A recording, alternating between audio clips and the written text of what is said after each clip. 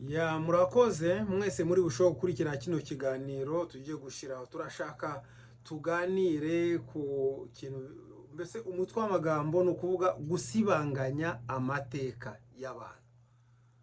Ya impamvu nahisemo iryo jambo nuko hari ukuntu umuntu ashobora gusibanganya amateka yawe cyangwa se akagushira hasi akagusuzugura ku buryo wenyine wisanga ntacyo umaze ntacyo uri cyo mu buzima ukajya ureba mugenzi ukabona ko ari we muntu ukomeye cyane hanyuma ukajya wibona uko we ntacyo uri cyo uri ubusa uri hasi mbese nta nicyo umaze mbese urumva uko niko gusibanganya amateka y'abantu kuko mu by'ukuri abantu bose bafite agaciro bafite icyo bashobora gukora ariko iyo wasibanganyije amateka y'abantu y'umuntu ni ukuvuga umushyira hasi ukagaragara ko ari uri hejuru ni ukuvuga ibikorwa byose yakoze ntabwo biha agaciro ahubwo ukabifata ukabiha abandi wenda kugira ngo bise nk'aho bazamuye ibyo ngibyo bituma abantu bamwe na bamwe bakomeza gutekereza uko bo mu buzima ntacyo bashobora kwikorera ntacyo bashobora kwigezaho. Icyo nshaka kubabwira ni iki ni uko umuntu wese uzaguputinga down kwa kundi abongereza bavuga ngo ni uguputinga down ntuzamwiteho kuko hari ikintu gikomeye nawe ushobora gukora cyangwa ushobora kuba waranagikoze cyangwa abandi baragikoze ariko bagashaka kugushyira hasi kugira ngo bagaragaze uko wowe uri zero ntacyo ushoboye mu buzima ariko ibyo ngibyo ntabwo twabyemera ntabwo ushobora kubyemera nawe uko bakomeza kugufitindagaza gutyo bagushyire hasi ntabwo ari byiza.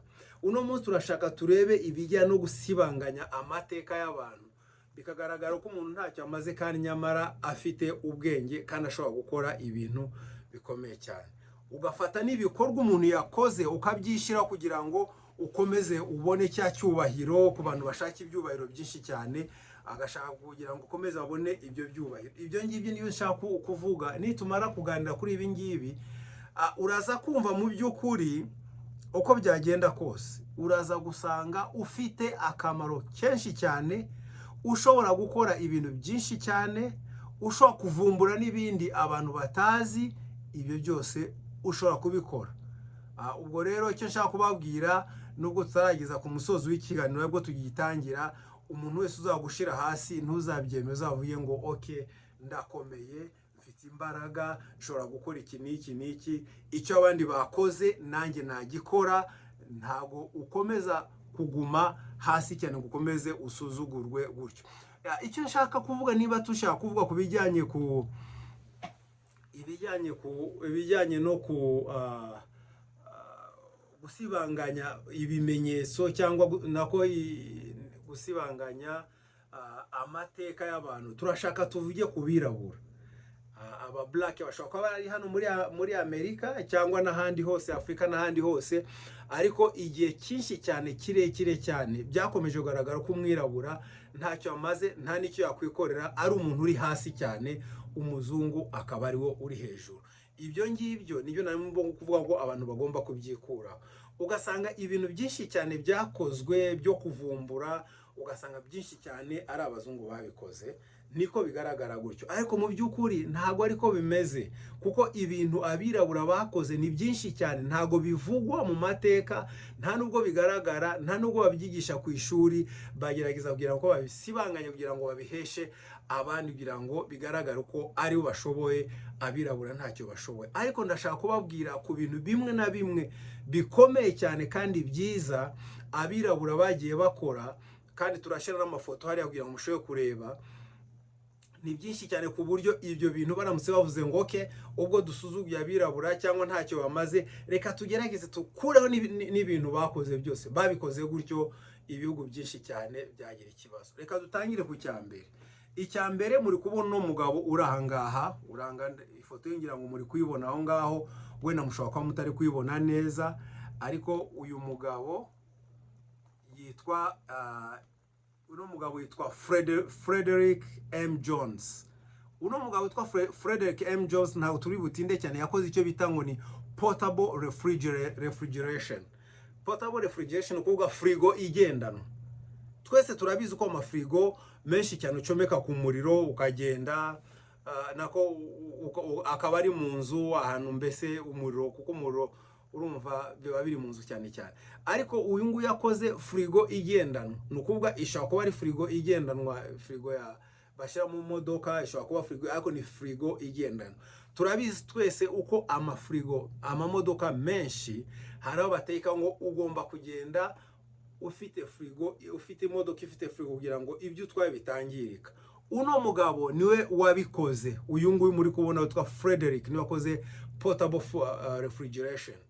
Ni ukuvuga bitabaye gutyo ya mafi yose ajya ava ahantu akaza ahantu akajya hanga akajya ahandi, ibintu byose byasaba ko ubikonjesha, iyo bitaza kubona umugabo ntabwo byari kubaho.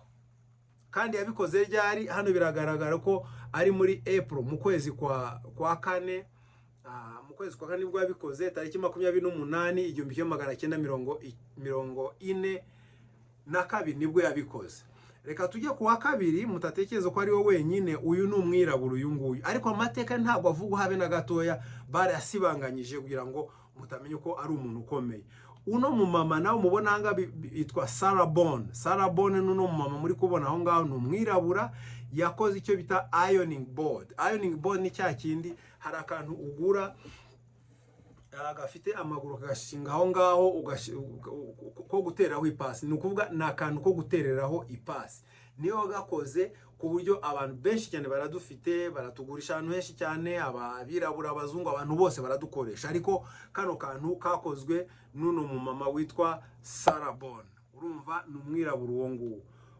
Undi dushaka kuvuga ni uyu nguyu mugabo muri kubona hanga witwa Walter Salmon. Walter Salmon icyo yakoze camp cyangwa se igisokozo. Uno mugabo ko mubona gutya yakoze igisokozo cyo kwisokoza, kandi ibisokozo ntago gikoreshwa n'abirabura gusa, bikoreshwa n'abantu bose ku isi. Nicyo yakoze icyo ngicyo. Reka tujye ku kindi vuba vuba. Uno mwirabura muri kubona hangaha yitwa Whitney M. Young Jr. yakoze yaharaniye civil right leader na social worker. No kuvuga yakoze ibintu byo kuvuganira abantu, ni wazanye ikintu bita civil right leader, no civil right leadership cyangwa civil right ni ibintu bya social worker, ibintu byo korana gufasha abantu batishoboye cyangwa gufasha abantu mu bintu bitandukanye. Uwo ni wabizanye. Uyu nguyu rero tugiye kureba hangaha, uyu nguyu yitwa George T. Simpson. Uyu nguyu muramubona ni umwirabura, uyu nguyu yakoze icyo bita clothes dryer. Ngira ngo twese turabizi uko mu ngo zacu hakunze kuba imashini zimesa n'imashini zumutsa. Uno mugabo yakoze imashini yumutsa, ayo bakunze kwita ngo ni dryer, clothes dryer, no kuvuga imashini yo kumutsa imyenda. Urabona kandi akoreshwa n'abantu benshi cyane. Ufata umwenda ukajugunya aho ngaho, mbese iyo wameshe ugashyiramo imyenda yawe ngaho mu kanya gato ikaba irumye. Reka tugaruke kandi kuri uno uyu nguyu n'undi wundi, ntabwo ari wundi twabonye mbere. Uyu nguyu yitwa John Love, yakoze icyo bita pencil sharpener. Pencil sharpener ni kandi ushyiramo crayon, ngira ngo turayizi crayon, ushyiramo crayon ikayiconga, guconga crayon. Uyu nguyu niwe gakoze ako ngako. Urumva ni ikintu ushobora gutekereza ngo ni ikintu gito, ariko mu by'ukuri ni ikintu gikomeye cyane. Uyu nguyu rero mumwitegereze neza, uyu nguyu yitwa Garrett A. Morgan. Garrett A. Morgan yakoze ikintu gikoreshwa ku isi yose kandi gikomeye cyane. Yakoze icyo bita traffic light. Traffic light ni amatara tubona ku muhanda. Iyo ari umutuku urahagarara, nta ugomba kugenda. Iyo ari icyatsi kibisi uragenda.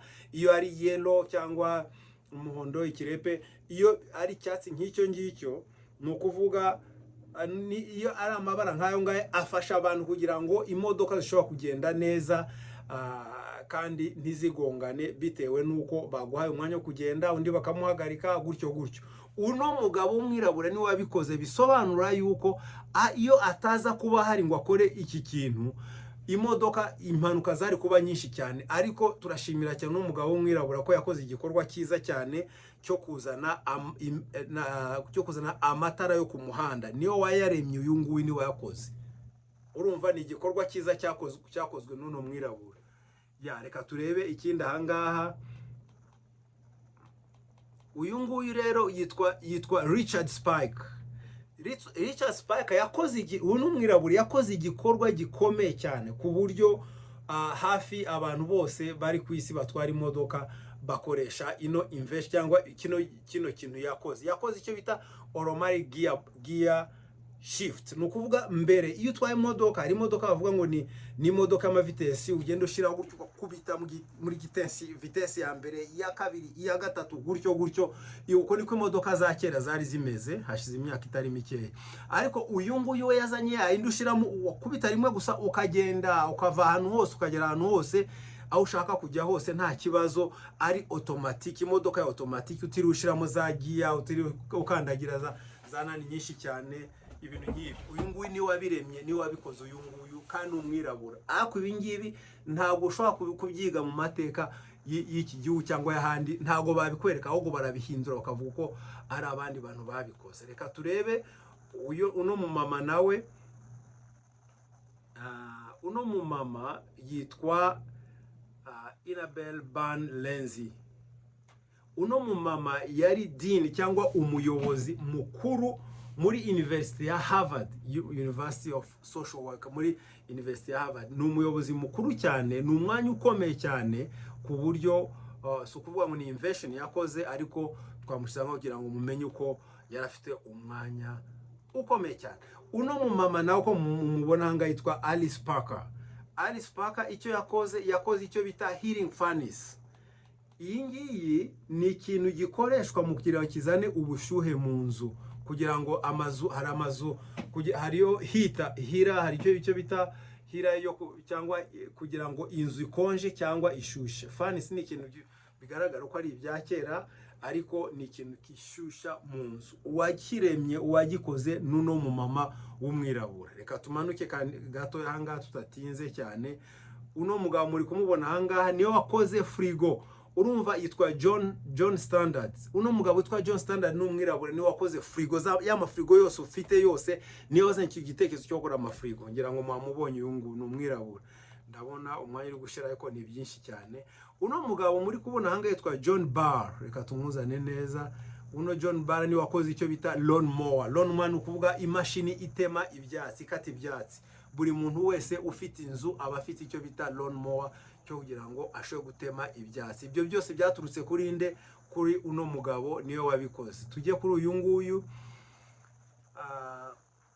Uyu nguyu yitwa William Purvis. William Purvis yakoze fountain pen, akora na hand stamp, no kuvuga ikashe. Yakoze ikashe na n'ikaramu nkina nkano makaramu uri kubona hanga yakoze amakaramu nkayo ngayo. Urumva ni umuhanga cyane uwo nguwo, ni umwirabura, amateka ntabwo mwayabona. Uno mugabo nubwo ashokoje gutya, ni umwirabura yitwa Lee Barridge. Uyu nguyu yakoze icyo bita type writing machine, cya kindi bita kuvuga ngo ni rutiko, cya kimashini ukubita ugenda wandika ukoresheje nani, ukubita uko akundi ugenda kugira ngo murabizi ibimashini bya kera byo kwandika computer zitari zaza. Reka turebe kuri uyu nguyu nyuma tuse nka tugabanyije aho ngaho, kuko ni ibintu byinshi cyane. Uyu nguyu yakoze advanced printing press, no kuvuga hano uyu nguyu yakoze ibintu byo kwandika ibintu nk'ibyo ngibyo. Printing press no kuvuga guprintinga ibipapuro, kandi yitwa W.A. Lovett. Uno mumama nawe ni civil women rights activist socialism, yitwa Dorothy Irene Heights, niko yitwa. Uyu nguyu nawe hano ni igikorwa cyakoze n'umwirabura witwa Albert R. Robinson, kuvuga electric trolley. Trolley ni ikintu gifasha abantu kugira ngo bagende bareba umujyi. Ni imodoka imeze nk'imodoka ariko ifasha abantu kugira ngo bagende bareba umujyi ukomeze. Reka turasubiraho gato basobanure ku bijyanye n'ibintu abantu bagiye bakora, babirabura cyane kugira ngo mumenye uko amateka yasibanganye ariko aracyahari. Amateka arahari, kandi ibintu byose abantu benshi baracyabyibuka. Murakoze cyane.